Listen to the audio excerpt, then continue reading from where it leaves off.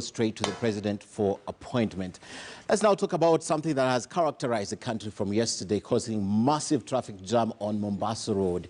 Tanzanian President Samia Suluhu Hassan concluded her two-day state visit to the country with a call to the members of parliament to enact legislations that will open up the two countries to closer ties she and President Uhuru Kenyatta are forging. While addressing the MPs during a special sitting, President Suluhu reaffirmed her commitment to ensure that there is regular communication between the government officials from both countries in a bid to ease any restriction that hinder the free flow of goods and people at the border points. And as our senior political affairs reporter Chris Thairu reports, President Samia invited Kenyans to invest in Tanzania without any fears. Tanzanian President Samia Suluhu Hassan's two-day state visit in the country culminated in an official address in a joint sitting of parliament, making history as the first woman president to address MPs. It was the second to be accorded to a head of state after that of fourth president of Tanzania, Jakaya Kikwete, having reached an agreement on several proposals to strengthen the diplomatic ties between Kenya and Tanzania. Ni namna ambavyo nchi zetu mbili zinakubaliana katika mambo mengi kuliko yale machache sana tunayotofautiana. Hata hayo machache tunayotofautiana yenyewe hayakuwa na misingi imara ya tofauti, ila ni mitazamo tu ya watu. Hata wanyama pori wetu ni ndugu na ni majirani. Kuna wale wanyama pori wanani wale? Wanakuja kupata mimba Kenya, wanazalia Tanzania. In a charismatic 45-minute speech that often left members of parliament lauding her, President Suluhu insisted the need to ease trade restrictions, especially at the border points. Ninyi ndio wawakilishi wa wananchi na ndio sauti yao wananchi wa Kenya. Ninyi ndio wenye dhamana ya kutunga sheria na kushauri serikali juu ya mwelekeo wa sera na kuongoza wananchi wenu waliowachagua. Dhima yenu katika kukuza ushirikiano baina ya nchi zetu mbili ni kubwa sana. Mna uwezo mkubwa wa kuamua kasi ya ushirikiano wetu, iwe ya haraka ama ya kusuasua, kwa aina ya sheria mtakazozitunga na sera mtakazozipitisha. On COVID-19 restrictions, President Suluhu made her pledge. Leo corona imebadilisha mfumo wa maisha, wanadamu ndio tunajifunga. Huyu ni adui kwetu.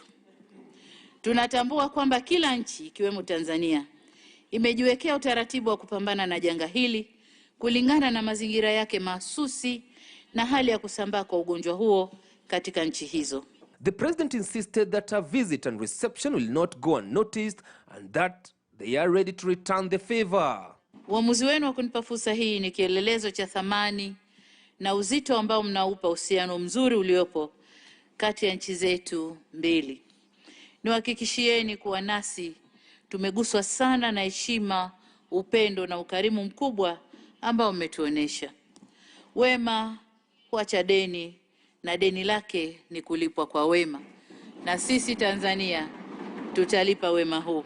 Nimebaini kuwa sehemu kubwa ya ujumbe nilioambatana nao wanajua vichochoro vya Nairobi.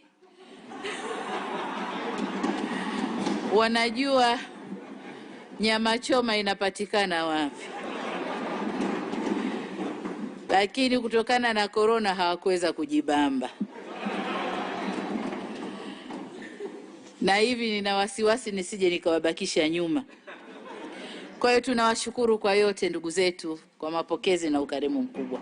Members of parliament praised her speech, stating that it was the best step in efforts to resolve any diplomatic tussle between the two neighbors.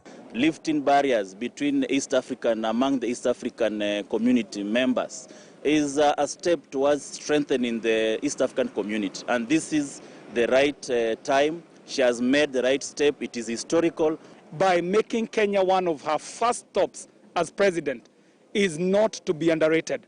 It means that she's ready to now start unblocking some of the blockades that have been put by previous administrations. What I'm seeing in Suluhu is a rekindling of the old East Africa bloc in terms of sharing relationship, business interactions, and trying to improve the relationship that has been there. And the way she has addressed the Uhuru Kenyatta as Kakawangu, that is a very impressive thing. I felt very happy as a woman because some of these things you never imagined that they can come, but it has come in our time and we've seen it.